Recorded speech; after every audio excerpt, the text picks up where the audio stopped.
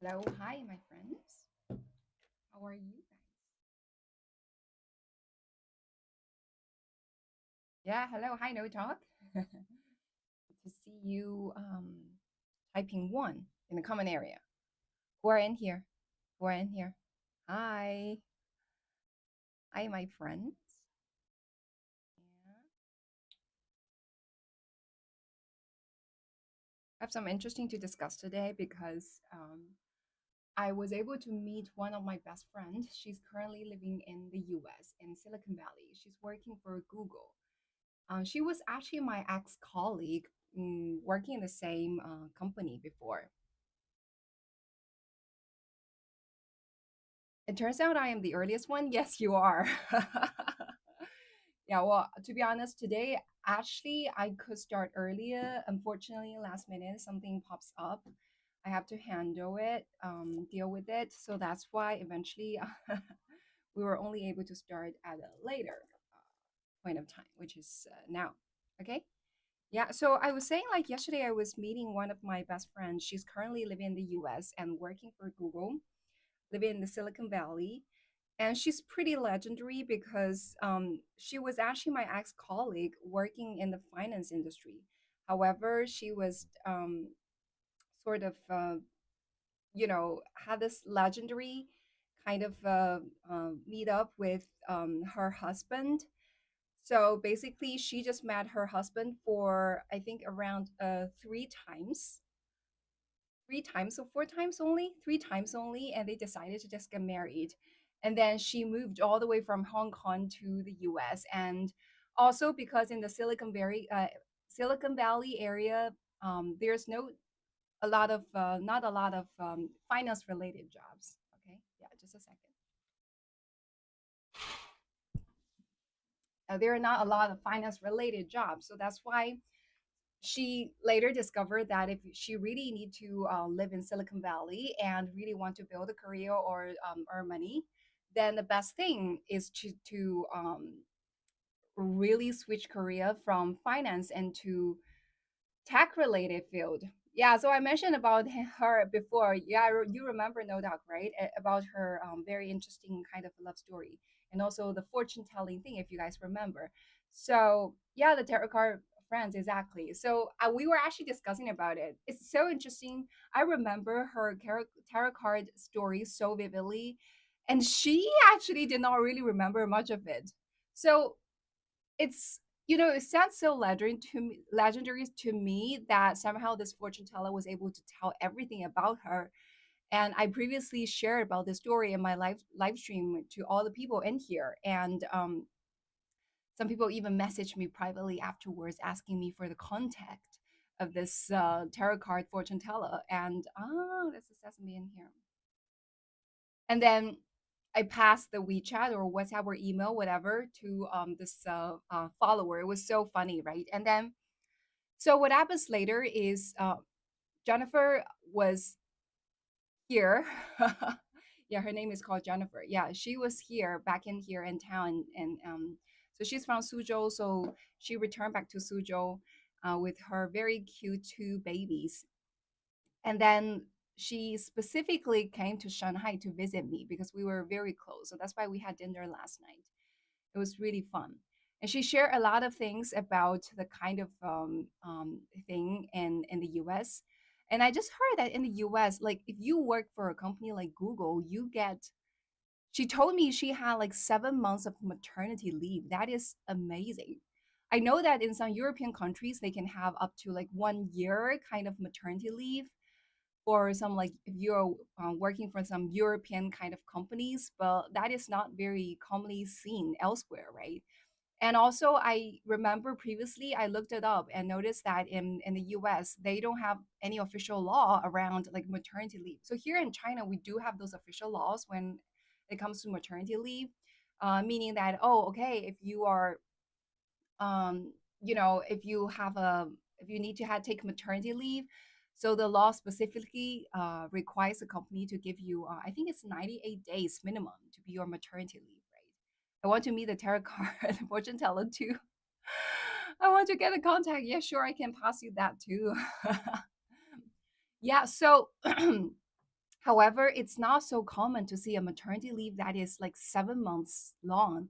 So when she told me that her maternity leave is like 7 months long, I was so surprised because it was not so usual for her to return. So she actually returned back to China multiple times, but before she was so busy because it's a long period since she last returned, right? And then so she had a lot of things to take care of before she was able to just travel to Shanghai to visit me, or vice versa. And then it was so interesting. Then I was saying like, hey, I just feel like you come back a lot around this period of time. Is it because you're thinking about moving back to here in China? That's why you're coming here. And then she told me that no, no, no, it's just because she has such a long maternity leave, altogether 7 months of maternity leave. And also what's more amazing is that you could decide when to take the maternity leave. So what she did is that she said that so she basically took 4 months off after giving birth to her second baby, and then after the 4 months, she felt like that's enough. She needed to go back to the work, right? Because it was a lot already a very long time. So that's why she returned back to work for a period of time, and then she took another month off. Still, after that, she has 2 other months maternity leave she still hasn't taken. So she would do like that, like back and forth. Like goes in to work and then take like 1 month off and then go back to work and somehow just go back to maternity leave, something like that. That is so amazing.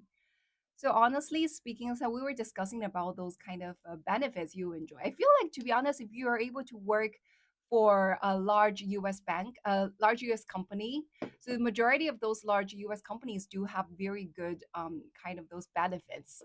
Yeah, of course, I heard that the best benefits is actually from those European companies. Somehow, European people are pretty laid back. Like they're not hardworking. They're not.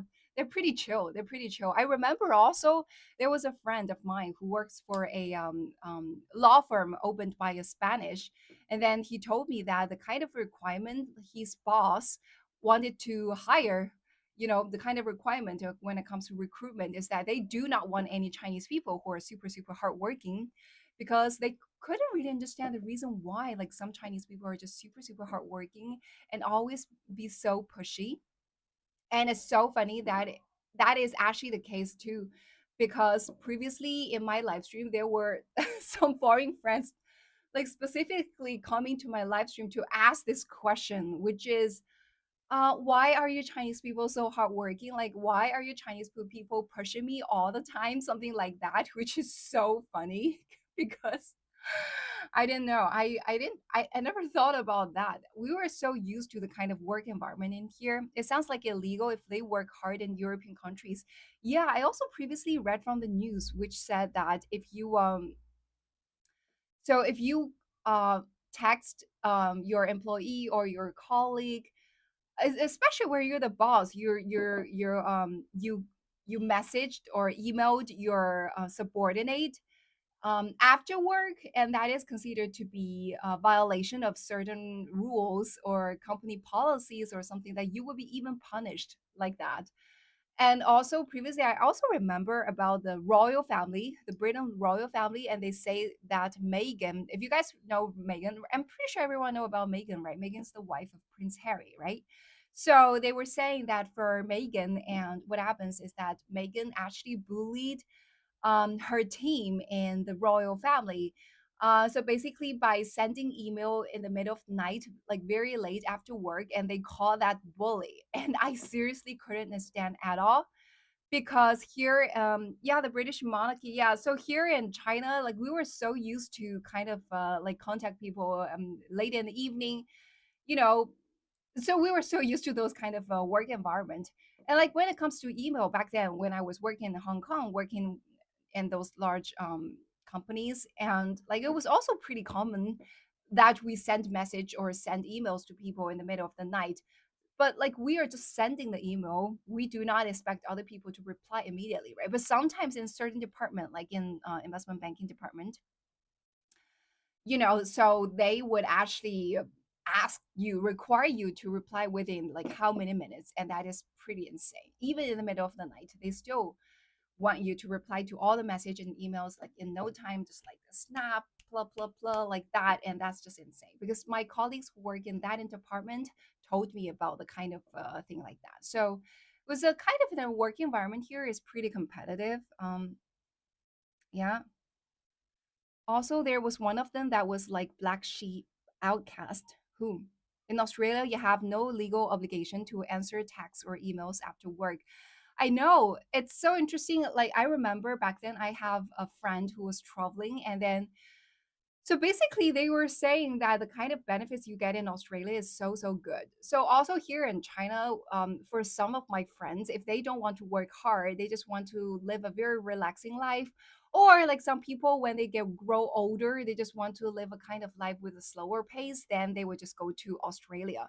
No offense, but the kind of life in Australia, in Chinese people's perception, is the kind of very boring, but very kind of older people's kind of life. It's like that. And also, I remember I have a friend. So interesting when he was traveling, he met a post woman from Australian post woman, and so basically that post woman was traveling around the world. Australian was traveling around the world. And my friend was like, "Oh my God, you must be super rich to be able to travel around the world." And to be honest, my friend didn't see she's really sacrificing a lot of those material conditions, like living in extremely poor kind of hotels or etc. Right. In order to afford the kind of traveling. She was not like that. She was basically just living like okay kind of hotel and everything. And then so my friend was like, you must be super rich to be able to travel around the world. And then she was like, oh, no, no, no, I am just a post woman working in Australia. So that is the very first time my friend got so surprised and was so, so, so astonished by the fact that Australian people can have such a good life. Like even a post woman can earn enough money to travel around the world, something like that. Yes, we're so jealous. And yes, it's just so some of the countries are like that. And I also chat with my friend yesterday, right, and asked her about her like work life balance, because right now she already had like two babies, right? One is 2 years old and one is like just born several months old. And I said, like, how are you able to take care of the baby but at the same time have a full-time job, right?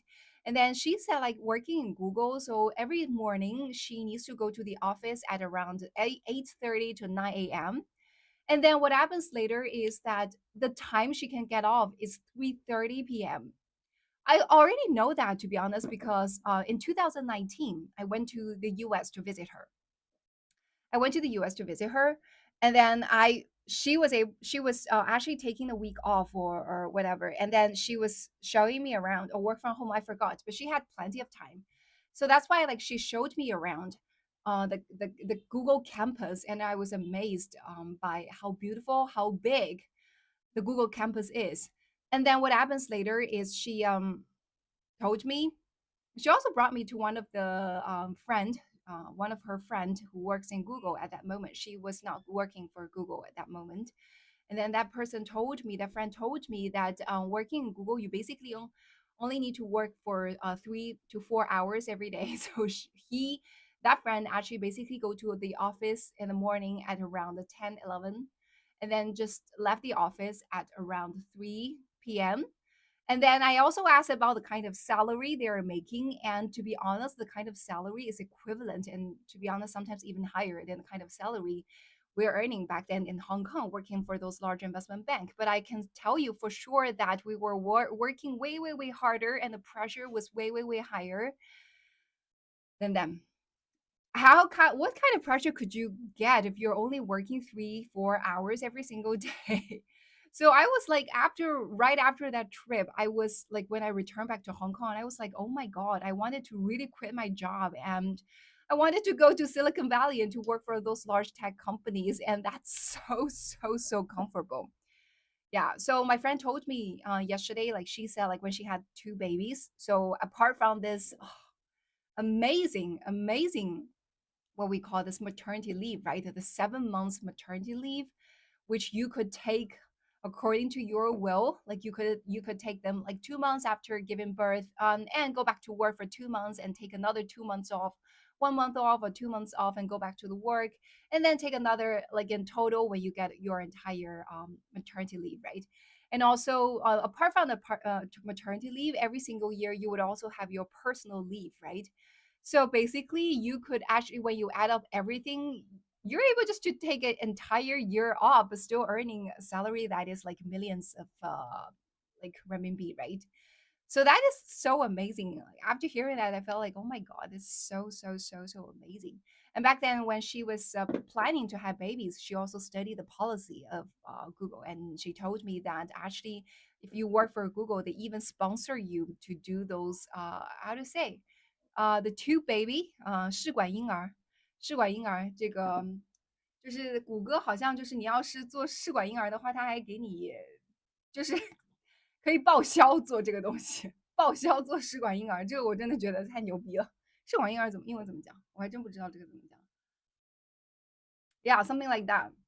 So she's like, she told me, I was like super surprised. I was super, super, super surprised back then when she shared that piece of news with me.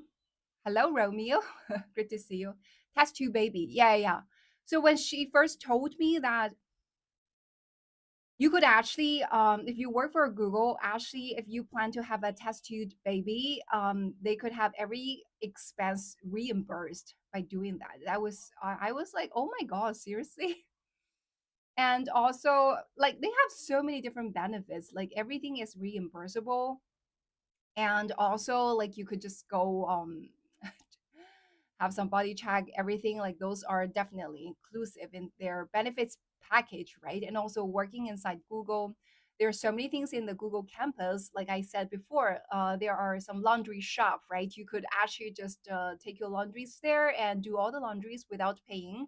And also, there are a lot of coffee shops inside the campus where you could just order coffee for free, and like everything else. That's just like so so so so good. And so I still remember back then because Jennifer and I we met when we were actually she also told me that she actually met me.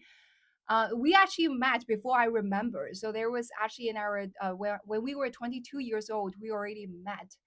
I didn't remember unfortunately, but she remembered meeting me, but I didn't remember meeting her. So we were clear about that yesterday. And then so we got to know each other for a pretty long time. And then she said that so we actually previously worked in the same company before, and that's how I remember meeting her and got so close with her.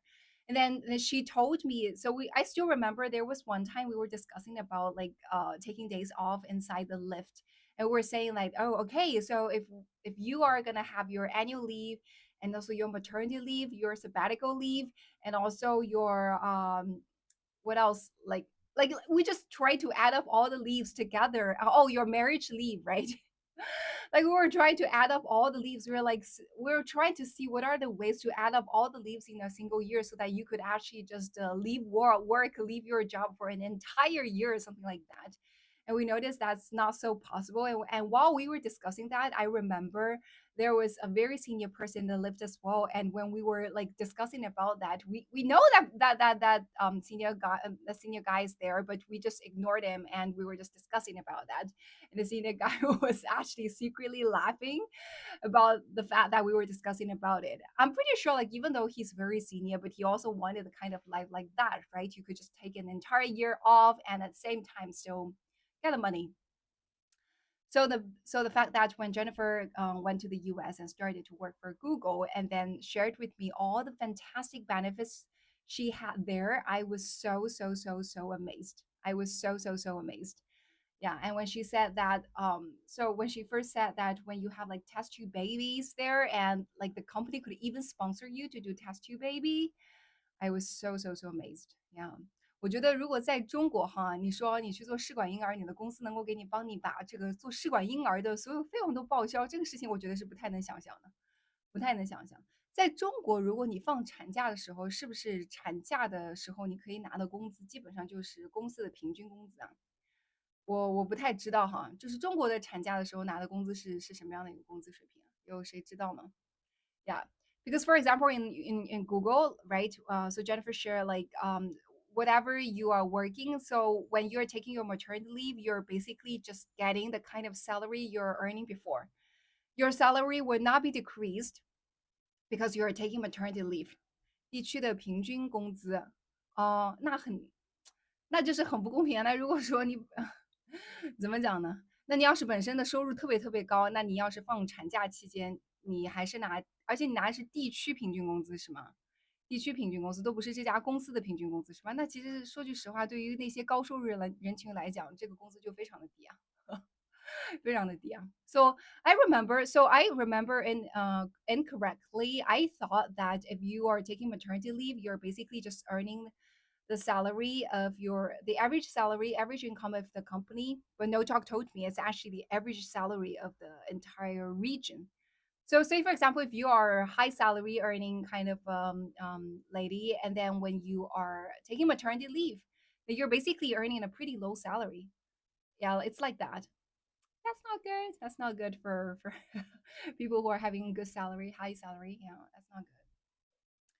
So so basically by taking maternity leave, so what Jennifer enjoyed is that she basically just still earning the kind of salary she's earning before. However, 因为这个钱是政府出，那就是中国是这个样子的嘛。但是在国外的话，这个钱都是公司出的，都是公司出的，所以他们这些特别厉害的公司，他就可以这样去做。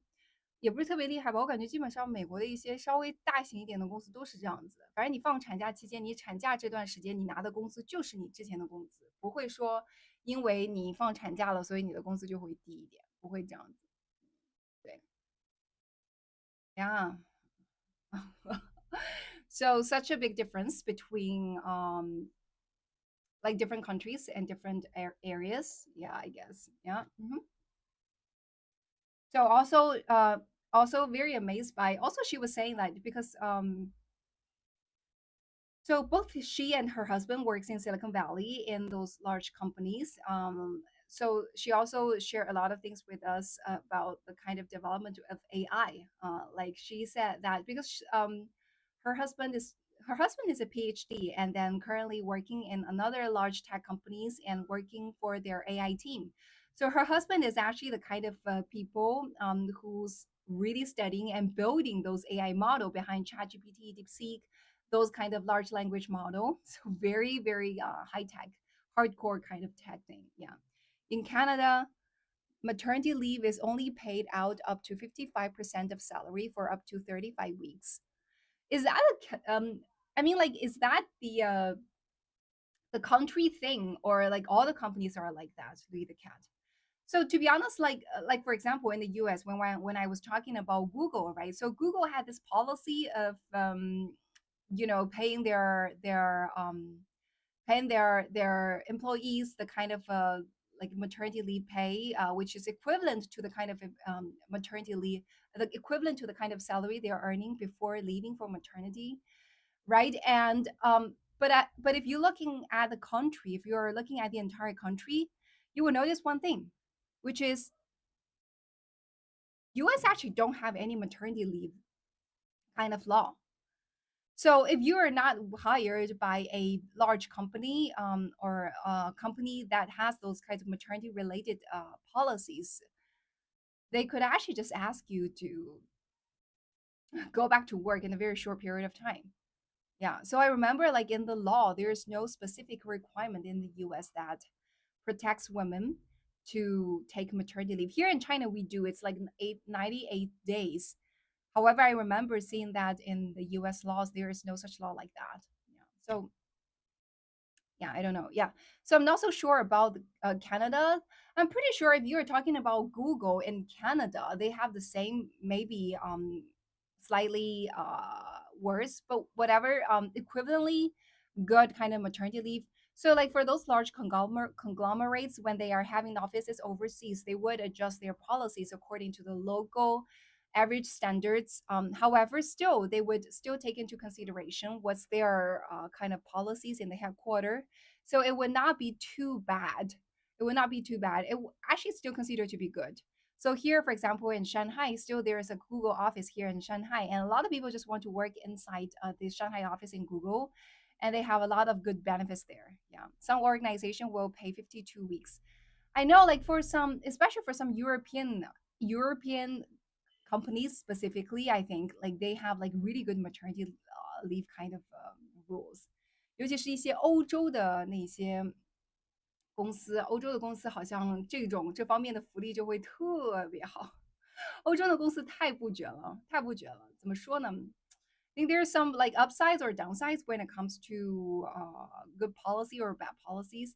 So, for example, when you're talking about those European companies, right, or European countries, right, if you're able to work inside those countries, working in those European companies, maybe the entire working atmosphere is pretty good. Like everyone is very nice and everyone is not so work centric.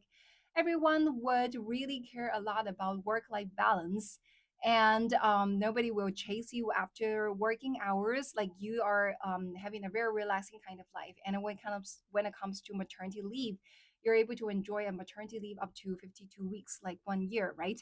Emily in Paris. I've heard about this TV series, but I haven't really watched it. In Italy, the pay is like 80% of salary up to 5 months. Okay.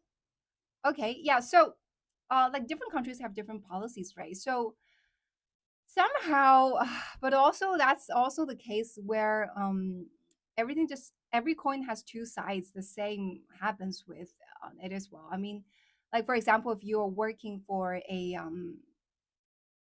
um, European companies or working, you would also notice one thing, which is the efficiency level is quite low. A lot of people complain about that. I'd have a baby in Italy, not Canada, just because they pay us 50%, 80%, not 55%, right? Yeah, that's fun. Okay, guys, follow me please if you haven't done so. Okay, 关注一下没有关注的宝宝们. Yeah, and also it's so fun that like you notice like a lot of people, even though at the very same time they were so happy about the kind of very relaxing kind of work environment, and those European companies, they feel like sort of not so happy because the efficiency level is so low. It was funny that previously when I was doing my last startup project last year, right, around AI, so I was working with an external team, and so they are not only working with us, but were also working with another Dutch company, and then they told me that the Dutch company, so they were actually judging us using the kind of criteria of those Dutch company, which is like very slow, has no requirements at all. And they were saying like they were actually complaining to us at the very beginning when we were doing the task cooperation by saying that, yo, you know what, that Dutch company, like they didn't ask me for this, they didn't ask me for that. They were pretty comfortable to just give me like a whole week to finish a very small task. I was saying like that's the Dutch company, right? You're asking me to use the European standards to do things here in China. I tell you that if you're doing everything just like using those Dutch standards, like European standards, like everything can be so slow. I tell you that our company will not survive for one single day. So here is everything is so competitive, and as long as there is a business opportunity that pops up, then oh my god, like everyone will just come inside the same industry and start to do the kind of things together and become such a competitive environment. And somehow like you just have to be faster, more efficient and more creative, always come up with new ideas and try to just make your things become better and better so that more people can come in and buy your stuff. And then it's a very competitive kind of environment, but on the other side, because of that, not only you are very efficient, like all your counterparties are also pretty competitive and very efficient. And also, because of that, you get to enjoy a very convenient life, right? So, say for example, Jennifer said that one of the things she found out, like she said, like, okay, if she no longer needs to work, right, she has enough money. To be honest, like living in China is pretty comfortable because the living cost is low and everything is so convenient. I have said multiple times before that you could basically just order anything online in here using your mobile phone, and everything will be delivered to your home within like 45 minutes or half an hour, sometimes even 20 minutes to deliver to your home. Like it's so convenient. And I also yesterday introduced her several websites here in China where you can purchase stuff at a very cheap price, and she was amazed by that. And I was basically saying that you could even consider like buying a lot of three big largest suitcases ever just three largest suitcases ever kind of stuff, and just carry them back to the US and resell them to your US friends. I'm pretty sure you'll be able to make some money from that because everything the cost here is so low. As a matter of fact, the logistic cost is actually the highest. But anyway, sure, you will need to return back to the US. You will need to buy the flight ticket. So why don't you just make use of it? And she said, like, oh yeah, that's not a bad idea. How much do you need to live comfortably in China? Depending on which city you want to live in, really depend on which city you want to live in. So if you're talking about Shanghai, then it's a very different story from if you're living in for example, a relatively smaller city, or like the third tier city, the fourth tier city. I know a lot of people actually living in the fourth tier city, third tier city are living a really comfortable life because the cost there is like extremely low. I'm not talking about like low. I'm talking about extremely low. Low to a point that you cannot imagine like how low the living cost could be. So that's why like nowadays, if you're able to work remotely from home, or if there is nothing you want from certain cities, it's actually a pretty good idea to just live in those three tier, four tier city where renting a big apartment might only cost you like 1,000 renminbi a month.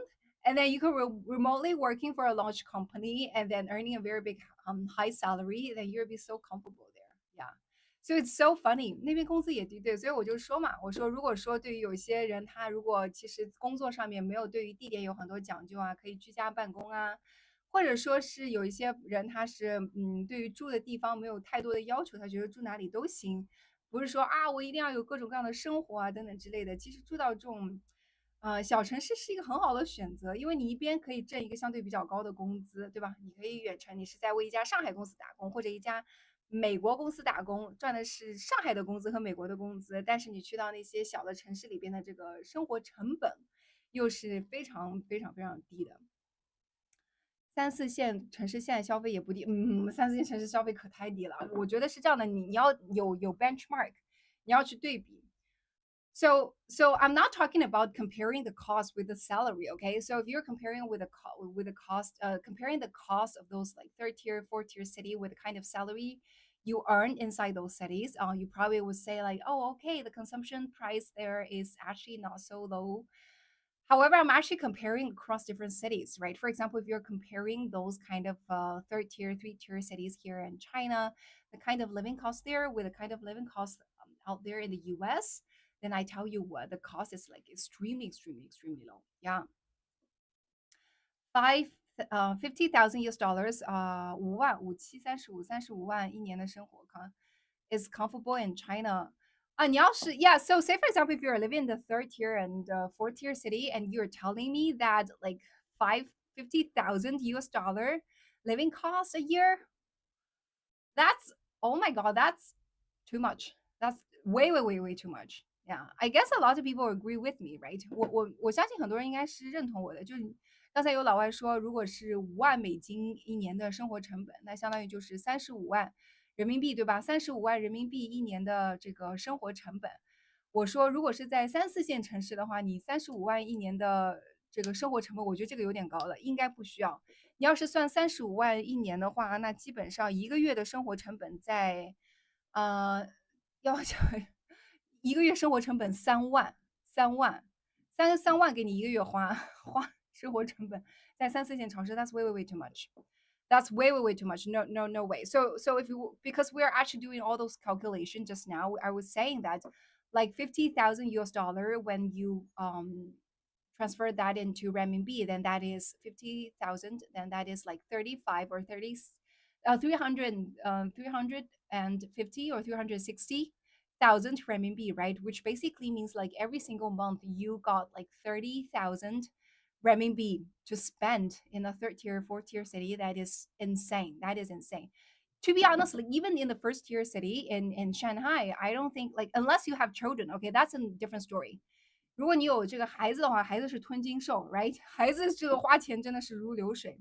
Unless you have children, well, there's no ceiling when it comes to spending on children, right? You could spend little money on children, you could spend a lot of money on children. Really depends on what kind of parents you are. But I'm talking about if, say, for example, just you don't have children, And you're talking about like you yourself, one single person alone, you're talking about like spending 30,000 renminbi a month. I think like even living in Shanghai, I don't think I need to spend that much money for a month. For me, for myself, I don't think that is like way, way, way much.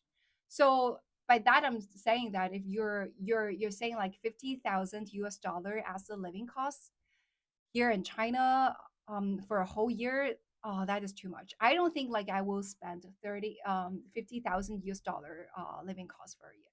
我真的不觉得我一个人的话，我一年能够花35万这么多，我应该花不了这么多钱，花不了这么多钱。Yeah, so it really depends on, again, it really depends on what kind of lifestyle you want to live, right? There are people who are really into luxury stuff, right? Oh, this month you buy a luxury bag. Like the next month you buy another luxury bag. Oh, okay, you're spending money like hell, then yeah, sure. 在哪个城市呢？我说就是我觉得即便在上海，你一年35万的35、36万，相当于一个月3万块钱的生活成本，对于一个人没有孩子的来讲，我们都是有前提的哈。我不是在说啊，你有娃啊等等，那有娃的情况就不要了。有娃的话，那就是娃是吞金兽嘛，你想要怎么给他花钱，那这个就不一样了。但是我是说的是，如果没有娃的话，就一个人，那你一个月三万块钱，我都不知道你这3万块钱该怎么花，能够把3万块钱给花出去。Yeah, so of course there's lots of condition, right? If you're talking about like okay, you have a lot of mortgage to pay, right? And also you're talking about you have a baby to you have a children to take care of, okay, those kind of things. You have an entire family you need to support. And you're talking about the kind of base living cost per month around 30,000 renminbi. Okay, maybe that's not enough. That's not enough. Okay, yeah, yeah, it's possible for a family 50,000 US dollars, right? It's possible for a family. So if you are a family, if you're talking about 50,000 US dollars for an entire year for a family of like 3 or 4, and you guys have a mortgage and you guys mortgage to pay and you have children to take care of, then there's a chance. Okay, that might not be even enough for a first tier city like Shanghai. Okay, but like if you're talking about those third tier, fourth tier cities, then that should be enough, like more than enough. 如果是3、4线城市的话，我觉得这个应该是5万美金一年的花销应该是够的吧。如果3、4线城市，你哪怕有娃，对吧？有房贷要去付，应该也不至于说一个月要花这么多钱吧。呀，3、4线城市，1线城市我觉得是要的。如果一个家庭一个月的话，那个你说大概3万块钱啊，我觉得可能是这个成本可能是要的。3、4线城市应该用不了这么多。Well, both parents work and improvise and also invest wisely, it can work. Uh, I'm actually saying like that both parents are not working. They're just purely living on. We're not talking about any investment at all, like no investment at all, and no extra salary. Purely every month they have just like 4,000 US dollar per month to be the living cost. Whether they're able to just use the 4,000 US dollar per month as the living cost to live comfortably here in China. So, well, to be honest, yes, I think the point is that you cannot earn such amount of money. Really depends. I think some people can. Some people can. And it also depends on so there are a lot of criteria, right? First of all, conditions, right? For example, where do you want to live? And also what kind of life you want to live, right? So for example, some people want to live a very luxury kind of life, then even giving them double that, like $80,000 a month, that would not be enough. So really depends, really depends. But honestly speaking, for majority of the people, if you are saying that, okay, I give you $4,000 per month as the living cost budget, are you able to live a comfortable life here in China? I think the answer of that should be yes. I think should be yes. 我觉得应该差不多。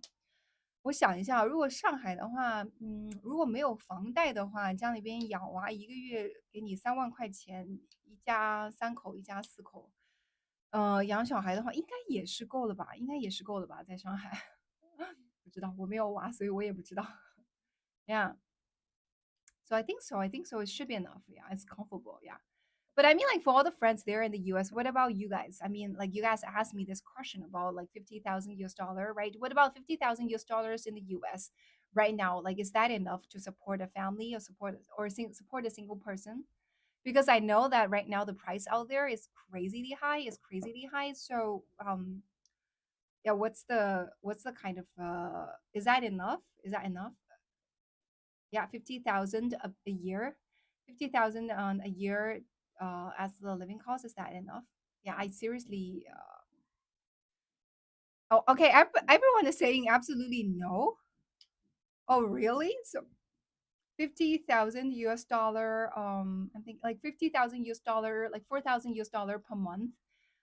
That's not enough for even for a single person. Are you guys telling me that? Like 4,000 US dollar for one single person, that's not enough. Like we're not talking about like mortgage, we're not talking about um kids. I'm just talking about like taking care of you yourself, like $44,000 per month. Not enough. Minimum $100,000 a year. Oh my god, the inflation is that bad? The inflation is that bad? Really? Really? It is unaffordable.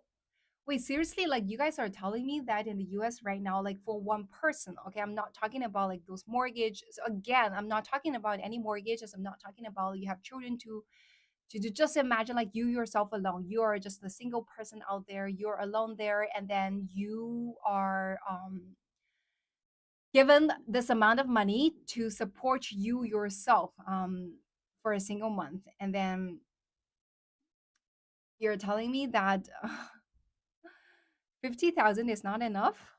50,000 is actually not a small number. Like you're telling me 50,000 is not enough. It's not the amount of money you have. I pay like 600 a month for my condo fees and $150 for home insurance. And that is Canadian dollars, right? That is Canadian dollars. 750 Canadian dollars. It's less than people rent for a bedroom, one bedroom. Uh-huh. Excluding rent. Oh, okay. Excluding rent or mortgage, and you're saying that's a maybe. You're saying that's a maybe. Oh my God.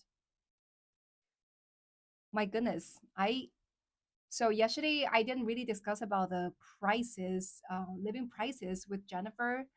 We might meet again for the in the coming weeks. So since she's in here to visit me in Shanghai, so I probably will go to her city to visit her and also her babies in the coming weeks. And now I would definitely check with her about the kind of prices, living costs there. Is it? I'm asking. No talk. I'm asking then about like $50,000 for a family, for a single person, not a family. And some people were telling me that even $50,000 for one single person is not enough to live in the U.S. Yeah, I have no idea the kind of living cost is that high 啊，真的没有想到哈，美国的这个生活成本现在已经这么高了。说什么一个月3万块钱人民币等值的花，给一个月给你3万块钱，让你吃喝住行说都不够。我靠，美国的物价真高啊，这个太可怕了，太可怕了，对啊。So I guess it's a big favor when Jennifer said that if I ever go to US for traveling, I could live at her apartment. So that would actually save me a huge amount of hotel fees. Oh my god. But I mean, like, to be honest, like, I don't think I would go to the US in the near future unless I must. Given the kind of living cost there is so high, I don't think I would go there. Oh my goodness. Oh my goodness. That is actually insane. That's actually insane. Yeah. I scrimped for 9 years. What is scrimped? That's the very first time I saw this word. Scrimped. Scrimp. Scrimp. Scrimp. 什么意思？ Yeah, that's the very first time I see this word. What is scrimp? Uh, okay, scrimp is the verb word of thrifty, right? 我小白，但是我居然全听懂了，你厉害！关注我了吗？咯咯哒哒，咯咯哒哒，关注我了吗？嗯哼。呀，很多人都说哈，他说好像就是去听美剧啊，听什么啊，好像听不太懂，但是来到我这儿听我讲话，好像我的英文是多少能够比较容易听懂的。有很多人说，而且不仅仅是中国人这么说哈，也会有一些母语非英语的一些外国人说，比如说我记得之前有什么巴西人啦，有东南亚人啦，这些朋友们来直播间，然后听他说，哇塞，你的英文真的很容易懂，会说这个，非常有意思。我猜想，因为好像我的发音很多美国人说是非常标准的，就是有点广播电台那种英文，所以就是讲的非常的标准，没有太多的地方口音啊。再加上说，因为我毕竟中国人嘛，我的英文本身并不是母语，所以我在讲的过程当中会使用相对比较简单的词汇，所以我的英文可能就会比较容易听得懂哈。So that's the reason why 啊，就是为什么中国的宝宝们如果进来的话要多多关注，好吗？多多关注，大家记得关注一下哈，没有关注的话关注。Having your own baby is so much better, especially when the father loves it. What are you talking about? Why all of a sudden you're talking about that? Yeah. Yeah, and also like so here in China, we also discussed about that before. Like here in China, so because the cost is low, so also like hiring the full-time nanny is also pretty affordable. So that's why like a lot of people would actually hire a nanny, a full-time nanny, to help take care of their babies here in China. And if you're talking about Hong Kong, that is even better. The reason behind that is in Hong Kong, those Philippine maids, Filipino maids are legal. So every single family, every single household could actually hire at least one Filipino maid. And the cost of a Filipino maid to work inside your home is only, I think, cost you lowest 500 US dollars. 500 US dollars. You only need to pay 500 US dollars every single month to have a full time maid at your home. And that maid is only going to take 1 day off throughout entire week, and that Filipino maid would help you do anything you ask her to do. Like she could cook you dinners, cook you 3 meals. 其实都不要4500，有一些便宜的甚至只要4000左右就可以了，就真的超级便宜，但是真的非常好。They literally do everything. Like they do all the house chores, right? They clean the house, they cook you meals, they take care of your babies, like literally do all the kind of things you ask them to do. It's like really like a maid. So unlike our nannies in here, so say for example, you hire a full-time nanny, you pay like double, even triple the kind of money you pay for a Filipino maid. Hiring a nanny here in Shanghai, say for example. However, you have to be very specific about the kind of work you would ask the nanny to do. So, for example, if you hire this nanny to come take care of the babies, the nanny would do only things around taking care of the babies. The nanny would not do anything that is outside the range of taking care of babies. So if you ask the nannies to also wash your clothes and wash the dishes for you, cook the dinners for you, there's no way that a nanny would do that. And she would even argue and say that you hire me to take care of the baby, so I'm only going to do anything that is related to the baby. I'm only going to wash the baby's clothes. I'm only going to cook dinners for the babies, feed the babies, not for you. So if you want to have a maid, just like a Filipino maids, you have not only need to hire a nanny to take care of your race, but also another nanny to take care of your home, like do all the house chores. You have at least two people to act like one single Filipino maid. So the cost of two nannies combined will be like 5 times or even higher than kind of cost you would need to pay to have a Filipino maid in Hong Kong. So I guess like to be honest, like one of the best thing to live in Hong Kong and also live in Singapore is those Filipino maids. They are so affordable, and at the same time they are very professional trained, very well trained, so they know how to take care of you. So one of my closest friends, so she's also coming back to Shanghai this coming week, and, not only to visit me but also her family. But we definitely will meet up. And then her Filipino maid actually has a undergrad degree, not like those people who are not educated. So her Filipino maid is pretty young.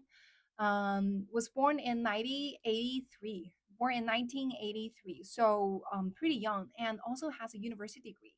Not like people who are undereducated, like very well educated. And also she had 2 children or 3 children herself, who's already 20 18, like already grown up, already in the university. So like really good backgrounds, and so she has very good experience of raising children, and raising not only like ordinary children but also raising children who are able to get into universities, right? So she must be very good at taking babies and know how to educate babies. And then my friend hired her to be their Filipino maid, and like she's and like I said, the annual salary is only like 500 US dollars.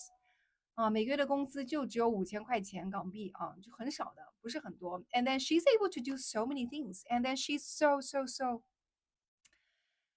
how do you say, so capable of so many things. Like so the first day when she arrived at their home, she was so immediately just pack a lot of things. You can notice like this person is very capable, right? She has plans of doing all the house chores. I remember back then when I was living in Hong Kong, but somehow I first moved back to Shanghai. However, there's still a lot of things I need to deal with in Hong Kong, so I would travel back to Hong Kong and then spend a week or two there, right?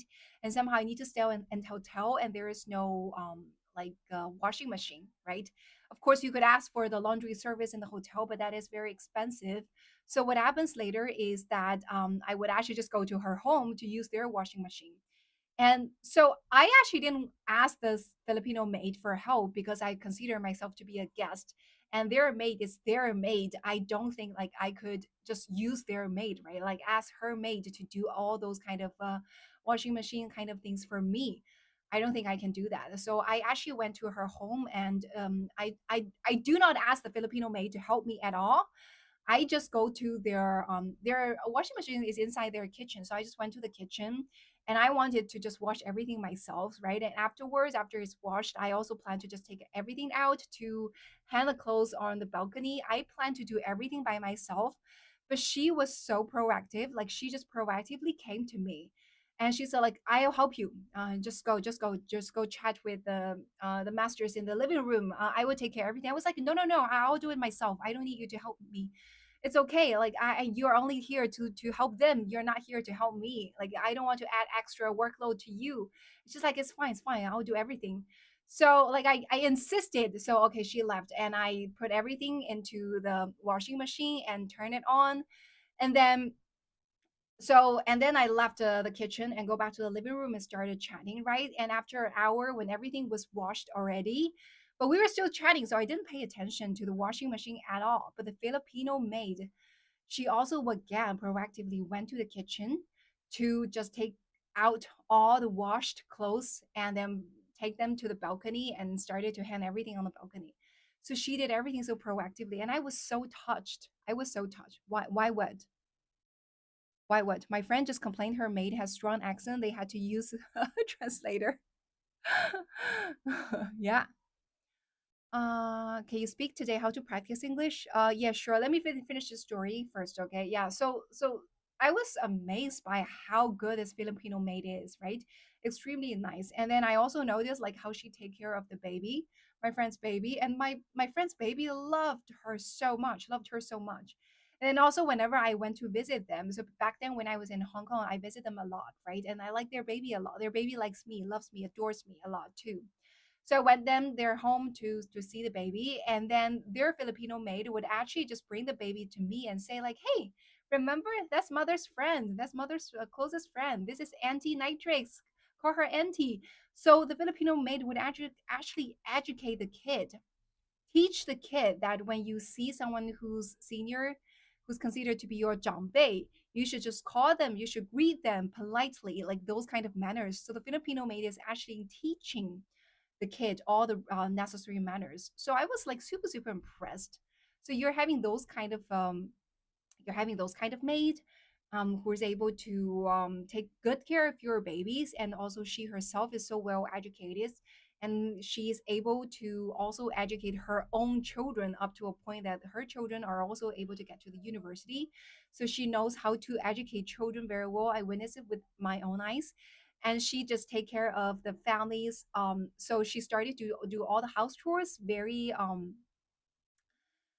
proactively. And also I remember when we were discussing in their living room, we were talking in the living room, me and my friend, she would actually just secretly stay in her home, or she would just take the babies to their to the baby's bedroom, and they would play toys together so that we could have our own space.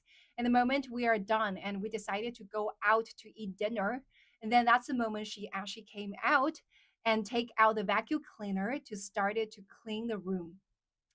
How nice is that? She knows that like when we were having our time, she's not supposed to be there to interrupt us, to give us space, right? And then when we are done and when we are out to eat, then that's the time she can come out and to do all the cleaning, to start to vacuum clean the room, because that also create lots of noises. And also talking about how much she's earning, she's only earning like 500 US dollars a month. um I mean, that's just too good to be true. Yeah. So if like Hong Kong has a good weather, good climate, I mean, and also Hong Kong is a lot more spacious. Like I guess there's no single city in the world that is just perfect, I guess. So like for example, there are a lot of things I do not like about Hong Kong. Like I said multiple times, I do not like the climate there. It's always so wet. Whenever I go there, I just feel like the humidity is really, really somehow destroying my body, right? I don't like the climate. And I also said that I do not like everything is so crowded because their piece of land is so small, but there are so many population there, and everyone is living in a very small apartment, and the living cost there is also pretty high, right? I hate all that. However, like one thing I really really like is about those Filipino maids. They just have amazing amazing Filipino maids. Yeah. But of course, there are some Filipino maids there are pretty nasty. I also have a very interesting story. They said that if you want to hire Filipino maids, definitely go find a Filipino maid who's already married, who already had babies, who's in their 40s, after 40s, that is the best. If you find a Filipino maid that is too young, who's not married, there's a chance that Filipino maid will bring back their boyfriends and even have sex in your bed during the time when you are out for traveling. And it's so funny that so previously I had this boss. She told me, so she well definitely earned a lot of money, right? Is earning a lot of money, so that's why she rented a large apartment. But somehow, because of work, she actually needed to go traveling, business travel all the time. So she was on the road all the time, right? So she wasn't really able to spend a lot of time in the apartment. And then somehow it was one time there was some business change. So somehow the kind of business trip was canceled. And then she returned back to home without an early notice, and immediately noticed that in her bed, in her very large, beautiful bed, her Filipino maid is lying down naked with a guy. That's just so crazy. And then, I mean, like, a lot of people treat their bed to be their personal area. 我感觉你讲的很有气质，谢谢啊，谢谢你 To N 有没有关注我？Have you follow me? Have you guys follow me? If you haven't follow me, don't forget to follow me. Okay, follow me, please, if you guys haven't done so. And also here on right corner there is a followers group. Okay, so for those of you who have followed me, you guys feel free to join our followers group. This is our family. Okay, this is our family. Yeah. So that's pretty funny. And then that is not the single story. I also heard those kind of stories. 再说一次，他回家发现了啥？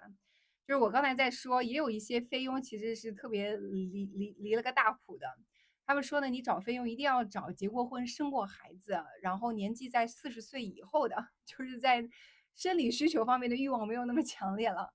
他说呢，如果去找那种比较年轻的菲佣，就有概率说那些菲佣就直接会把男人带回家，在你的床上面跟那些他们的男人上床，就这个。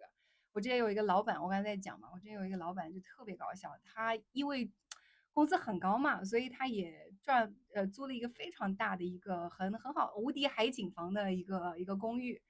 然后呢，他自己的卧室也非常的大，然后上面里边有一张非常大的床，很舒服。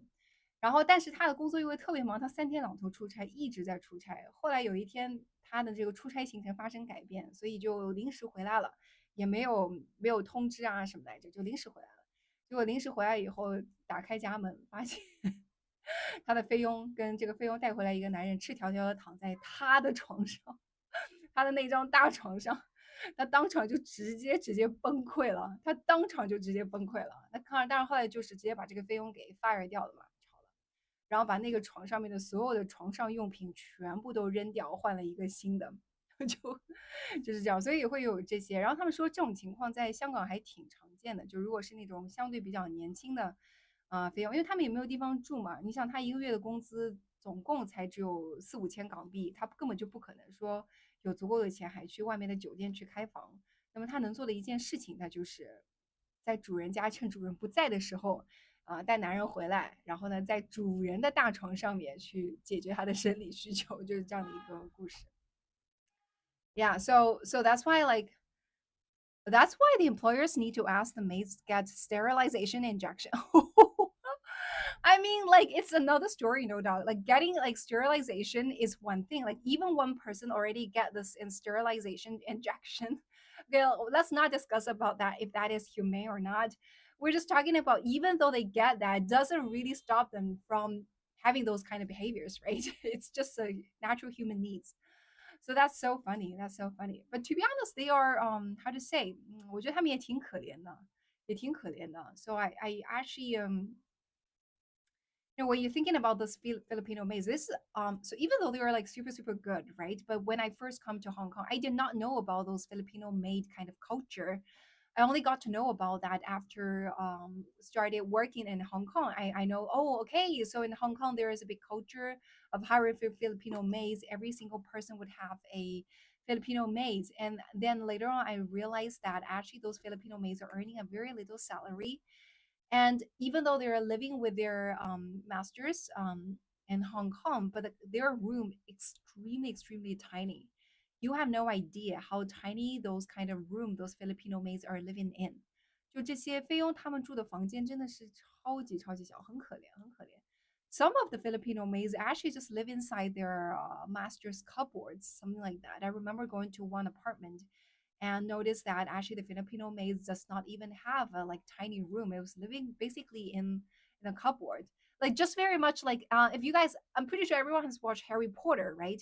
If you guys have watched Harry Potter, then you would remember like in Harry Potter in the very first episode.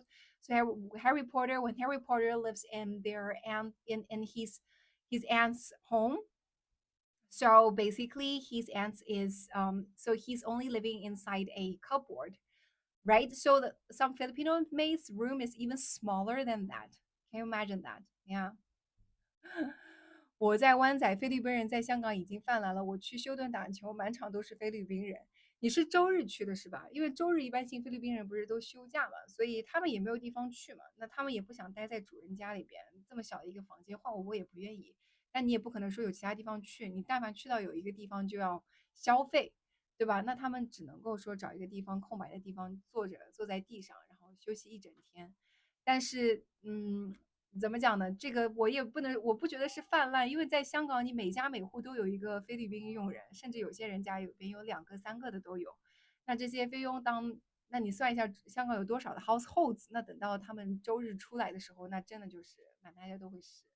Yeah, I guess it's the reason behind that is more because there are so many households at Filipino maids that need Filipino maids. So whenever it comes Sunday, when it's their resting day, so all the Filipino maids has nowhere to go but just go out take a rest. 平时晚上也是，这个是为什么？平时晚上他们不是正常都应该在主人家里面吗？为什么平时晚上也是呢？哦，我知道了，是不是因为这个原因啊？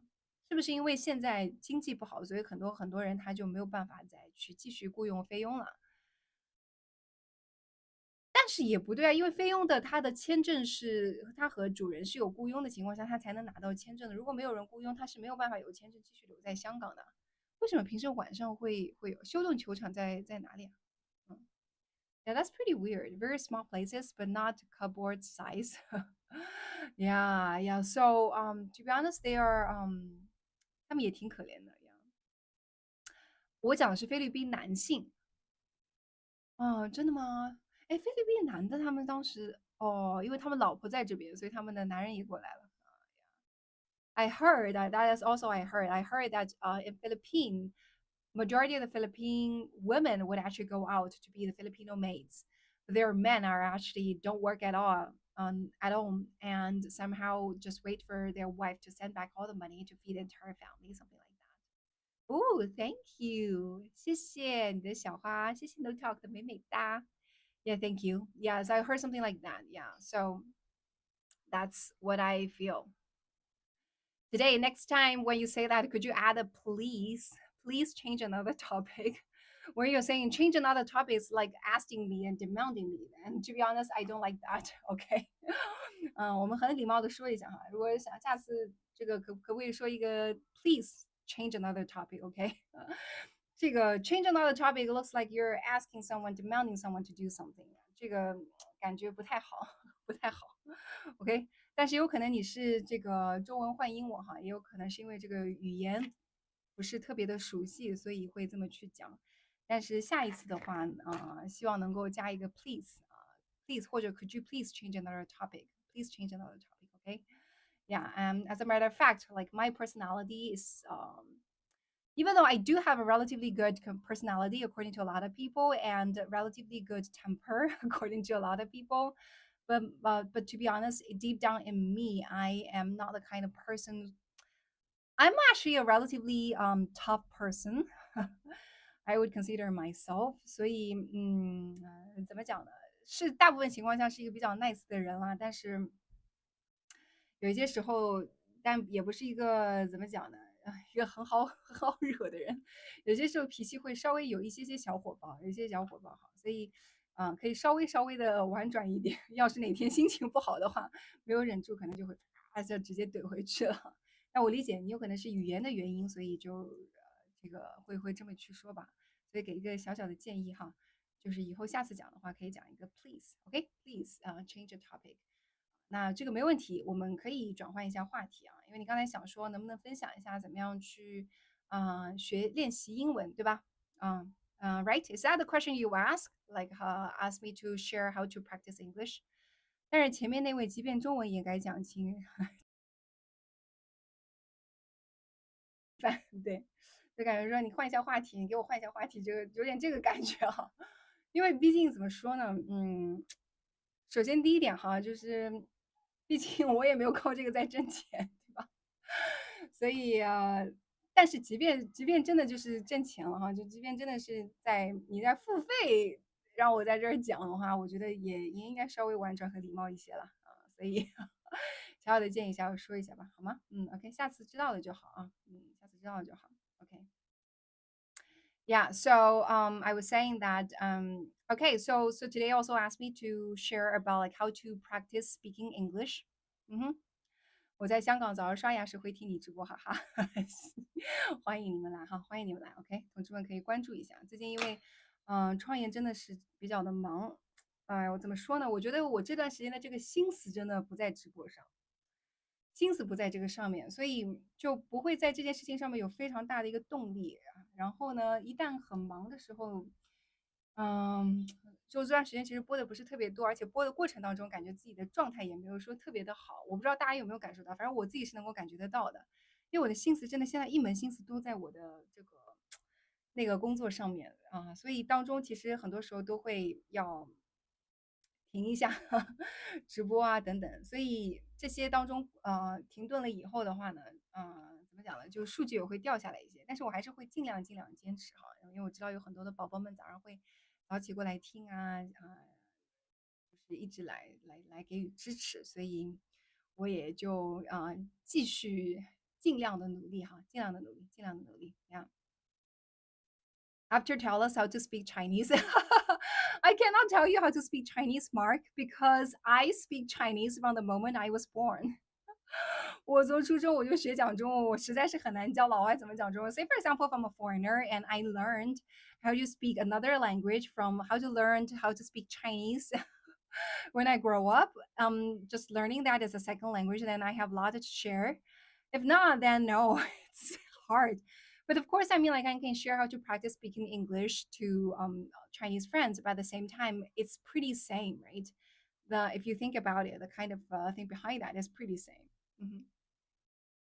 Which is if you want to learn a new language, the most important thing is just to recite as many vocabularies as possible. To me, I think that is the most important thing. 我觉得如果是中国人要学英文，想把英文学好的话，最重要的事情就是背单词。这个东西我真的以前说过无数次了，我真的不觉得语法很重要。我觉得什么语法啦、发音啦那些都没有那么重要，但是你的词汇量是最重要的。就说白了，你知道苹果叫 apple，香蕉叫 banana，你哪怕你这里面语法都是狗屁不通的，你把这些词全部都用这些对的词语、英文词汇把它串起来，到最后你讲出来的话，别人多少也能猜得到是什么意思。但是如果你语法都知道你说主谓宾等等这些都知道，但是你里边的每个填进的词你不知道，那你怎么说？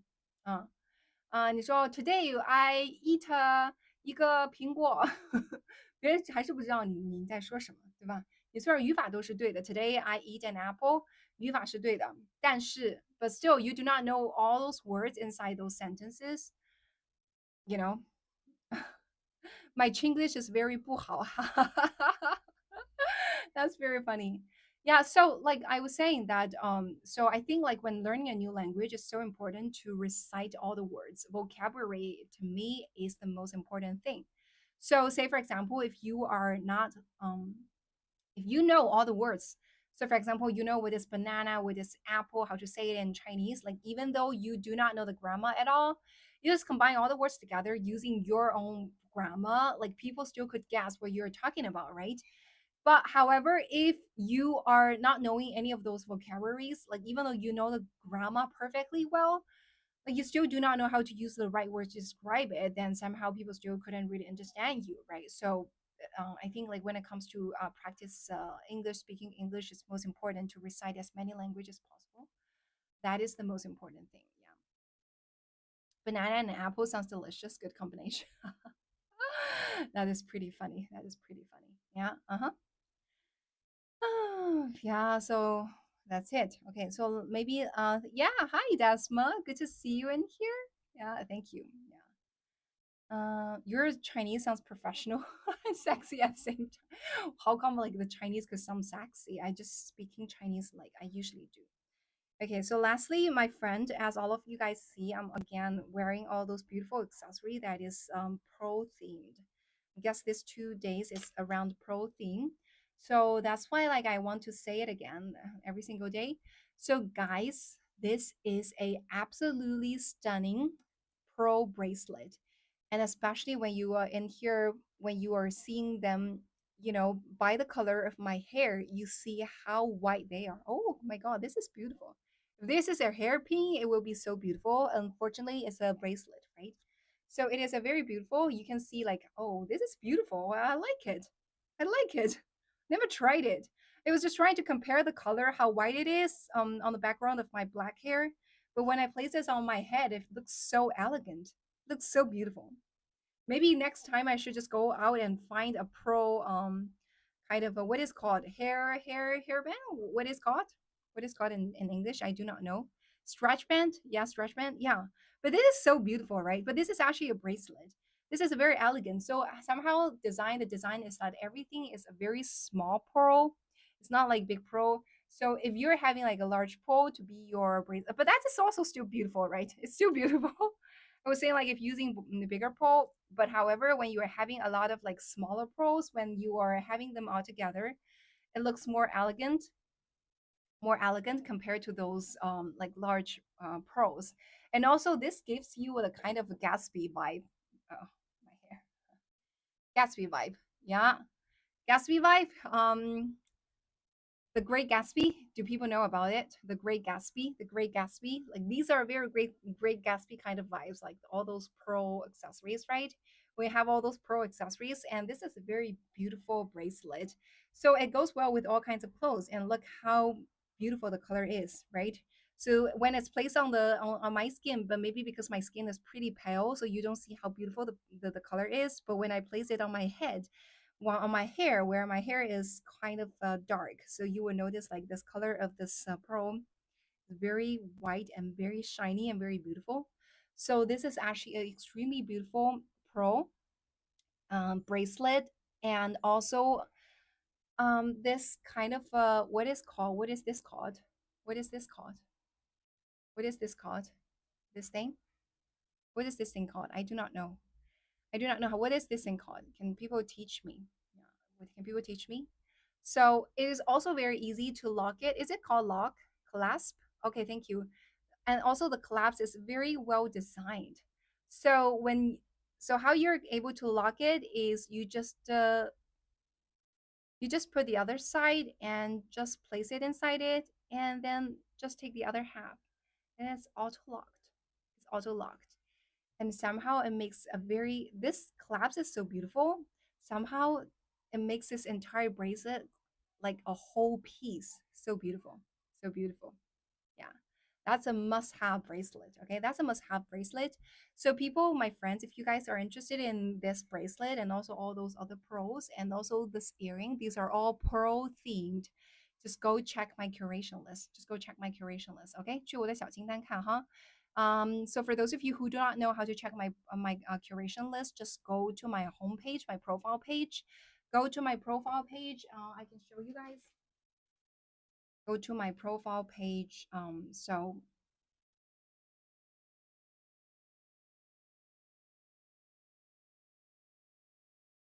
this is my home profile page, right? You guys have seen this profile page for sure.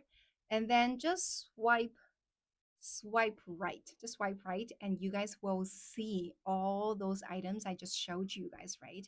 And that's where you could place an order. And you're no matter you are guys or girls, you could all place an order. Like for guys, it's a good gift to be given to your daughter, to your wife, your girlfriend, right? It's very beautiful and very elegant. And for ladies, you could just buy those kind of gifts for yourself, right? And very beautiful every single day. Just wear them. And also, right now, American friends could also shop in here, and you're able to enjoy the same price. So, for example, for this bracelet, it's actually only so you can get a discounted price by shopping in my curation list. Okay, if you just go to the shop directly, then the prices will be higher, but if you go to my curation, there's a discount. You guys see, that is the kind of price you can enjoy in here. It's only 245 renminbi, which is yeah, it's only 33 US dollars, 33 US dollars for this piece. And with this quality and so many pros on top of it, it's so beautiful. Okay, so it's so beautiful. You guys see it? Okay, yeah, it's so beautiful. It's a bracelet, and somehow it looks very beautiful on my hair as well. Yeah, it's a very beautiful. Yeah, so it's only 33 US dollars. Maybe for my US friends, really depending on where you are. Okay, if you are in the US, maybe you have to pay an extra shipping cost, another extra $10, but still that's altogether like 40 US dollars. But this quality, really good, really good. I don't think you can purchase this kind of quality of bracelet with that cheap price elsewhere. So definitely go check it out. Okay, check it out in my curation list. And for those of you who haven't really followed me, don't forget to follow me. Okay, don't forget to follow me if you haven't done so. For all the Chinese friends in here, you guys could also place an order. This is extremely stunning bracelet. I'm showing you guys 啊，这个真的太好看了。中国的宝宝们该下单也可以去我的小清单下单哈。Okay, this is a very extremely beautiful bracelet for all the Chinese friends. As well, for all the Chinese friends, you guys see the pattern of it. 有没有看到它这里边的这个形状? You guys see the patterns of it? So there are so many tiny pearls that actually is organized. There are actually different shapes, different sizes of the pearls. Some are smaller. So there are altogether three different sizes of the pearls. And here, and when they are string together, somebody created this beautiful, elegant pattern. So you will notice that in the middle of this bracelet, all the pearls are of the biggest size. And when on the two sides of it, there are two different sizes of pearls. So for every how to say it, 每一节哈，在每一节的这个 pearl 上 you will notice there are two bigger beads and one smaller pearl in the middle. So altogether, that's why it gives it a very elegant touch, a very elegant touch, and big and small, right? Yeah. So and somehow it's a bracelet, but just because my skin is quite pale, so that's why I want to place it on my hair to let you guys see that actually the color of it is really bright and really white. It's really white and really bright, and so because it's on the video, so you probably wouldn't be able to see like how they are able to glow. Okay, maybe when I come closer, you guys see like actually the color of those poles are really glowing in light. Yeah, and also it's really beautiful. And if you were talking about this price, the price in US dollars term is only 33 US dollars. In Chinese term, is only 245 renminbi. To be honest, I really consider this piece to be quite cheap. Okay, 这个真的是很便宜 given this kind of quality, this kind of touch, and also this kind of design. They're extremely beautiful. I really like it. I really like it. Yeah, so for those of you who are interested, just go to my curation, okay? 去我的小清单哈，去我的小清单去看一下，现在应该也有活动，好吗 Okay, that's all for today. Thank you so much, my friends, for joining the live stream today. And thank you so much. I look forward to seeing you guys again next week. Bye bye.